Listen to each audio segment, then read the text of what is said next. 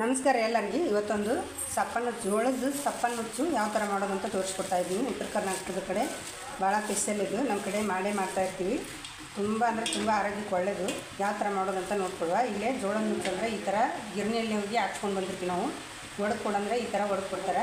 ಇದು ಹಿಟ್ಟು ನುಚ್ಚು ಎರಡು ಮಿಕ್ಸ್ ಆಗಿದೆ. ಈಗ ಸ್ವಲ್ಪ ಜೇಡಿ ಹಿಡಿದು ನುಚ್ಚು ಕ್ಲೀನ್ ಮಾಡ್ಕೋಬೇಕಾಗ್ತದೆ. ಅದರಲ್ಲಿ ಸ್ವಲ್ಪ ತೌಡು ಬರ್ತದೆ. ಅದು ಹೀಗಾಗಿ ಜೇಡಿ ಹಿಡಿದು ಸಾಣಿಸ್ಕೊಂಡು ಅದು ನುಚ್ಚು ಬರ್ತದಲ್ಲ ಅದನ್ನು ಮಾತ್ರ ಕೇಳ್ಕೊಳ್ಳೋದು. ಮತ್ತು ಹೊಳ್ಳಿ ಅದೇ ಹಿಟ್ಟಿನಾಗ ಕುಡಿಸ್ಕೊಳ್ಳೋದು.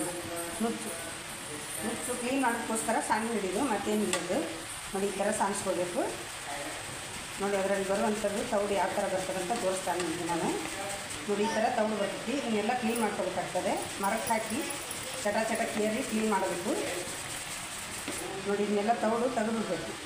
ಅದಕ್ಕೋಸ್ಕರ ಸಾಣಿಸ್ಕೊಂಡು ತೊಗೋಬೇಕು ಇದನ್ನು ನೋಡ್ರಿ. ಈಗೆಲ್ಲ ಜೇಡಿ ಹಿಡ್ದಾತು. ಈ ಥರ ಮುಂದೆ ಒಣ ತೊಗೊಂಡ್ರೆ ತೌಡು ಬರ್ತೈತಿ. ಇದನ್ನು ತೆಗೆದುಬಿಡ್ಬೇಕು. ಅದು ಇದ್ರಾಗ ಹಾಕಲಿಕ್ಕಿಲ್ಲ ತೌಡದು. ಇದೇ ಥರ ಎಲ್ಲವನ್ನು ಕ್ಲೀನ್ ಮಾಡ್ತಾ ಹೋಗ್ಬೇಕು. ಅದನ್ನು ಒಣದು ತಕ್ಕೋಬೇಕು ನೋಡಿರಿ. ಈ ಥರ ಅದು ಖಾಲಿ ಬಿಳಿಯ ನುಚ್ಚು ಮಾತ್ರ ಉಳಿತೈತಿ ಹಿಂದ್ಗಡೆ. ಸ್ವಲ್ಪ ಆಮೇಲೆ ಚಟಕೇರಿ ತೊಗೊಂಡ್ಬಿಟ್ರೆ ಜೋಳದ ಹಿಟ್ಟಿನ ಕುಡಿಸ್ಲಿಕ್ಕೆ ಸುಲಭ ಆಗ್ತದೆ. ನುಚ್ಚು ಅಂದರೆ ಖಾಲಿ ನುಚ್ಚು ಮಾಡ್ಕೋಬೋದು.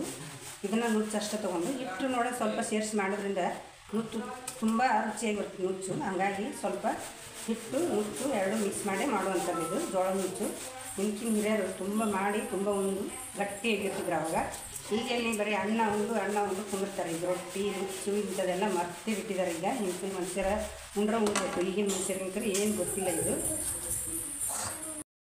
ನೋಡಿರಿ. ಒಣ ತೊಗೊಂಡ್ರೆ ಈ ಥರ ಎಲ್ಲ ತೌಡು ಬಂದುಬಿಡ್ತೈತಿ. ಇಲ್ಲಿ ಸೈಡಿಗೆ ಬಿಸಾಡಿಬಿಟ್ಟಿದೆ. ದನ ಇದ್ರೆ ದನಕ್ಕೆ ಹಾಕಿ ನೋಡಿ. ಇದೆಲ್ಲ ಹಿಟ್ಟು ಬಂದಿರೋಂಥ ಹಿಟ್ಟಿನಲ್ಲಿ ನುಚ್ಚು ಹಾಕ್ಕೊಳ್ತಾ ಇದ್ವಿ.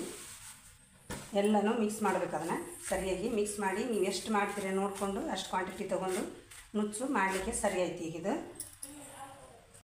ನೋಡಿರಿ ಎಲ್ಲನೂ ಒಂದು ಡಬ್ಬೆಗೆ ಹಾಕಿಟ್ಟಿನಿ. ಬೇಕಾದ ಮಾಡ್ಬೋದು. ಈಗ ನಂಗೆ ಎಷ್ಟು ಬೇಕು ಅಷ್ಟು ಸಣ್ಣ ಲೋಟಲ್ಲೇ 2 ಲೋಟ ಆಗುತ್ತೆ ಅಷ್ಟು ತೊಗೊಂಡಿದ್ದೀನಿ. ಪಾತ್ರೆಯಾಗ ನೀರು ಕಾಯ್ಕಿಟ್ಟಿನಿ. ಕಾಯಕ್ಕಿಟ್ಟು ಅದ್ರಾಗ ಉಪ್ಪು ಹಾಕಿದ್ದೀನಿ. ರುಚಿಗೆ ಎಷ್ಟು ಬೇಕು ಅಷ್ಟು ನೋಡ್ಕೊಂಡು ಉಪ್ಪು ಹಾಕೊಳ್ಳಿ.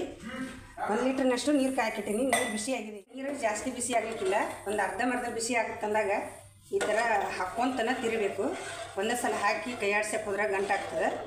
ಸ್ವಲ್ಪ ಹಾಕ್ಕೊಂತ ತಿರ್ಬೇಕು. ಅದನ್ನು ಜೋಳದ ನುಚ್ಚು ಗಂಟು ಆಗೋಲ್ಲ. ಅದೇನು ನಾವು ತಿರುಗ್ತಾ ಇದ್ದಂಗೆ ಒಡೆದೋಗ್ತದೆ.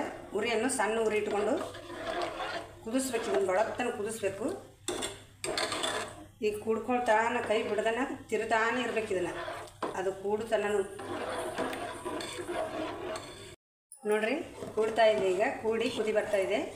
ಇಲ್ಲಿ ತನಕ ತಿರಿದ ಮಾಡಬೇಕು. ಕೈ ಬಿಡಬಾರ್ದು. ಅದನ್ನ ಗಂಟಾಗಿ ತಳಗೆ ಕುತ್ಕೊಂಡು ಗಂಟಾಗಿಬಿಡ್ತೈತಿ ಕೈ ಬಿಟ್ರಂದ್ರೆ. ಈಗ ಒಂದು 5-6 ನಿಮಿಷ ಚೆನ್ನಾಗಿ ಕುದಿಸ್ಕೊಳ್ಬೇಕು. ಇದನ್ನು ಲಟಪಟ ಅಂತ ಕುದಿಬೇಕದು. ಅಂದ್ರೆ ಕುದ್ದಷ್ಟು ರುಚಿ ಹೆಚ್ಚಾಗುತ್ತೆ. ಜೋಳದ ನುಚ್ಚು ಕುದಿಬೇಕದು ನೋಡಿರಿ. ಕುದ್ದು ಯಾವ ಥರ ಆಗಿದೆ. ಈ ಥರ ಕುದ್ದಿದ್ದು ಎಲ್ಲ ಚೆಕ್ ಮಾಡ್ಕೋಬೇಕಂದ್ರೆ ಒಂದು ಸ್ವಲ್ಪ ಹಿಂಗೆ ಬೆಳ್ಳುಳ್ಳಿ ಬುಟ್ಟಿ ಈ ಥರ ಮ್ಯಾಶ್ ಮಾಡಿ ನೋಡಿ.